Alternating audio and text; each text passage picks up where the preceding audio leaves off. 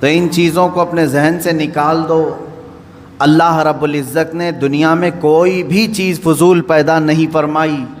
تمہاری بات تو الگ ہے، اس نے ایک چھوٹے سے کیڑے مکوڑے کو بھی پیدا کیا ہے تو اس کا اپنا ایک کام ہے، اس میں حکمتیں ہیں اللہ کی۔ انسان تم تو اشرف المخلوقات ہو، اور آپ کو بیکار میں پیدا کرنا ہو ہی نہیں سکتا۔ اتنا بڑا دنیا کا عجوبہ ہے انسان کہ جسے سمجھتے سمجھتے آج دنیا ہزاروں سال کا سفر کر چکی لیکن اسے سمجھ نہیں سکی۔ مجھے یہ بتائیں، ترقیات کے اس زمانے میں جہاں ہر چیز بنائی جا چکی ہے لیکن دوسرا انسان پیدا کیا نہیں گیا۔ آج تک دنیا میں روبوٹ تو بنے ہوں گے لیکن تمہارے دلوں کے اندر جو فیلنگز ہے وہ کون ڈالے گا اس کے اندر؟ ایک دوسرے سے محبت کرنا یا نفرت کرنے کے جو جذبے ہیں یہ کون اس مشین کے اندر ڈال سکے گا؟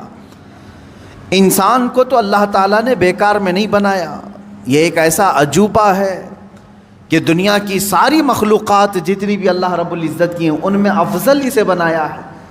جب افضل چیز کو کوئی اس طرح سے بیکار میں نہیں چھوڑتا دنیا میں، تمہارے پیدا کرنے کا کوئی تو مقصد ہوگا، کیوں تمہیں دنیا میں بھیجا گیا ہے؟ پہلی چیز یہ ہے کہ بعض لوگ یہ گمان کر کے بیٹھے ہیں میں تو ایسے ہی بیکار میں پیدا کیا گیا ہوں۔ وَأَنَّكُمْ إِلَيْنَا لَا تُرْجَعُونَ، اللہ رب العزت فرماتا ہے کیا تم یہ سوچ کر کے بیٹھے ہو کہ ہماری طرف نہیں لوٹائے جاؤ گے؟ جو من میں آ رہا ہے وہ کرتے جا رہے ہو، کیا تمہارے ذہن میں یہ بات نہیں کہ مجھے ایک دن لوٹ کر کے اس بارگاہ میں جانا ہے جس نے مجھے پیدا کیا ہے؟ یہ دو چیزیں اگر کسی ذہن میں آ جائیں میں سمجھتا ہوں کہ اس نے اپنی زندگی کی پوری نصیحت حاصل کر لی۔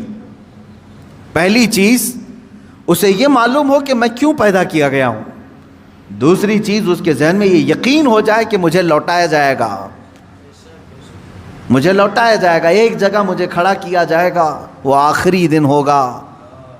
تو یہ دو چیزیں جس ذہن میں بیٹھ گئیں، نقش ہو گئیں، میں سمجھتا ہوں پھر مزید اسے تقریروں کی بھی ضرورت نہیں ہوگی، مزید اسے نصیحت کی بھی ضرورت نہیں ہوگی۔ اسی لیے میرے آقا صلی اللہ تعالیٰ علیہ وسلم نے ارشاد فرمایا کہ تمہارے درمیان دو نصیحت کرنے والے ہمیشہ رہیں گے، سمجھانے والے ہمیشہ رہیں گے، ایک قرآن پاک ہے اور دوسرے موت۔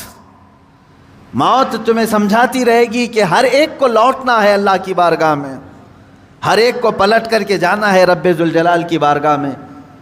اور پھر بزرگوں نے یہ روایات میں بیان فرمایا جس بندے کو یہ دو چیزیں سنوار نہیں سکی تیسری کوئی چیز اسے سدھارے گی بھی نہیں۔ موت لوگوں کی دیکھتا ہے، جنازے اٹھاتا ہے، اپنے ہاتھوں سے دفن کرتا ہے، مٹی ڈال کر کے آتا ہے، پھر اس کے ذہن میں یہ بات کیوں نہیں آتی کہ مجھے بھی اسی مقام پر آنا ہے، مجھے بھی اپنا پورا سفر طے کر کے یہیں آنا ہے۔ اب یہاں پر میں ایک مختصر سی مثال دوں گا۔ مجھے یہ بتائیں، ہبلی ریلوے اسٹیشن پر ٹرین رکی ہوئی تھی، کوئی بندہ جلدی سے چڑھ کر کے بیٹھ گیا ہے، ہم نے اس سے پوچھا کہاں جا رہے ہو؟ کہا پتہ نہیں ہے، معلوم نہیں ہے۔ کہاں سے آئے ہو؟ کہا معلوم نہیں مجھے، وہ بھی نہیں معلوم۔ تو آپ کی نظر میں ایسا بندہ کیا ہوگا؟ پاگل ہی تو ہوگا، بیچارے کو یہ بھی نہیں معلوم کہاں سے آیا ہے اور زبردستی چڑھ کے بیٹھ گیا ہے، اسے یہ بھی نہیں معلوم ٹرین جا کہاں رہی ہے۔ دنیا میں یہ دو چیزیں جسے نہیں معلوم اسے بیوقوف نہیں مہا بیوقوف کہیں، جسے یہ معلوم نہیں کہ وہ کہاں سے آیا اور کہاں جا رہا ہے۔ سفر یوں ہی نہیں ہوتا، آپ ایک بس میں بھی بیٹھتے ہیں تو پوچھ کر بیٹھتے ہیں کہ یہ کہاں جا رہی ہے۔ ہر ایک انسان کو اپنی منزل معلوم ہے۔ اے انسانوں، تمہیں اپنی اس پوری لائف کی ڈیسٹینیشن کیوں نہیں معلوم کہ تمہیں کہاں تک جانا ہے، تمہیں کہاں تک پہنچنا ہے؟ ایک بات تو قرآن نے ہمیں بتا دیا ہے کہ ہم آئے کہاں سے تھے؟ جنت سے آئے تھے، کیونکہ ہمارے باپ کا وطن ہے جنت، آدم علیہ السلام وہاں رکھے گئے تھے، وہ اتارے گئے دنیا میں، ایک لمبا سفر طے کیا، ہم دنیا میں آئے ہیں جنت سے، ہماری روحیں جنت سے آئی ہیں، ہمیں ہمارا اوریجن تو معلوم ہے کہ کہاں سے آئے ہیں، لیکن اکثر یہاں بھول گئے، غلط ٹرینوں میں چڑھ گئے، انہیں معلوم ہی نہیں ہے جانا کہاں ہے۔ آج اگر تم نے طے نہیں کیا کہ جانا کہاں ہے تو زندگی تمہیں ایسے چوراہے پر لے جائے گی جہاں تم گمراہ ہو جاؤ گے، تمہیں پتہ بھی نہیں چلے گا۔ اب مثال کے طور پر اور ایک بات میں بتا دوں، مسجد سے نکلتے ہی اگر تم نے ارادہ کر لیا کہ مجھے درگاہ حضرت سید فتح شاہ رحمۃ اللہ علیہ میں حاضری دینا ہے، مسجد کے قدم باہر نکالتے ہی تمہارا ارادہ ظاہر ہو گیا، تم نے یہ ارادہ کر لیا، تو اب یہ تمہارا ارادہ تمہیں سیدھے اسی روڈ پر لے جائے گا جو درگاہ تک کی طرف جا رہا ہے، لیکن تم یوں ہی اندھا دھند چلتے رہے، کہاں جانے کا ہے سوچا ہی نہیں۔ تو مسجد سے باہر نکلنے کے بعد کیا کرتے ہو؟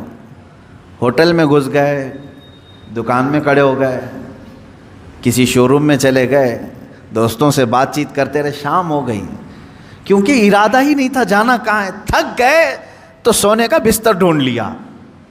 اتنا ہی ہوگا تمہاری لائف میں بھی یہی ہے میرے عزیز، زندگی اسی طرح ہے کہ تم نے اگر آج طے نہیں کیا کہ ہمیں جانا کہاں ہے تو اسی طرح بھٹکتے رہو گے، کبھی پان کی دکان، کبھی ہوٹل کی چائے کی کٹے، اور یہ تمام چیزیں تو ٹھیک ہے، لیکن انسان ایسا بھٹکتا ہے کہ اسے پتہ ہی نہیں چلتا کہ مجھے کس جگہ پر کھڑا ہونا ہے۔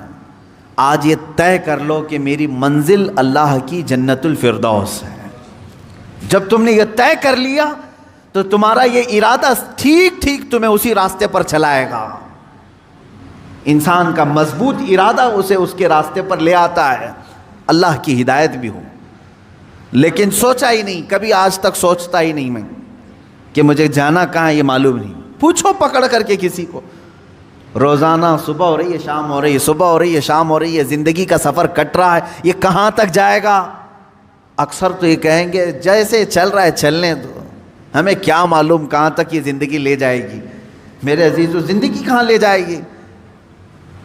تم اسی طرح پنچر گاڑی میں بیٹھو گے تو پتہ نہیں کہیں پر بھی ٹائر پھٹے گا، اور ایسے ہی ہوتا ہے جیسے آپ یہاں سے نکلے اور ڈیسٹینیشن معلوم نہیں تھا، زندگی بھر گھومتے رہے اور جب تھک گئے تو قبرستان میں سو گئے، تمہیں اٹھا کر کے سلا دیا گیا، ہو گئی زندگی ختم ہو گئی۔ لیکن وہ بندہ جسے اپنا ڈیسٹینیشن معلوم ہے، جسے اپنی منزل معلوم ہے، جسے اپنا گھر معلوم ہے، وہ بھٹکتا نہیں، اسی راستے پر چلتا ہے۔ میرے پاس ٹائم کم ہے، مجھے جانا یہاں تک ہے، وہ تیزی سے دوڑتا ہے، یا سواری ملے تو اس پہ سواری پہ بیٹھ جاتا ہے۔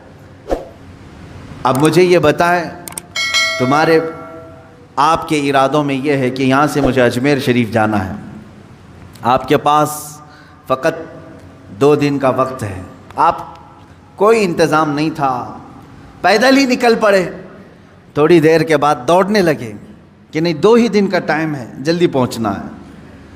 اس کے بعد پھر کوئی بیل گاڑی آئی، اس میں چڑھ گئے، جا رہی ہے یہ، مجھے جہاں تک لے جائے، مجھے فاسٹ ہونا ہے۔ تھوڑی دیر کے بعد کوئی بائک والا آیا، وہ لے کے گئے، تھوڑی دیر کے بعد بس آئی، اس میں چڑھ گئے، تھوڑی دیر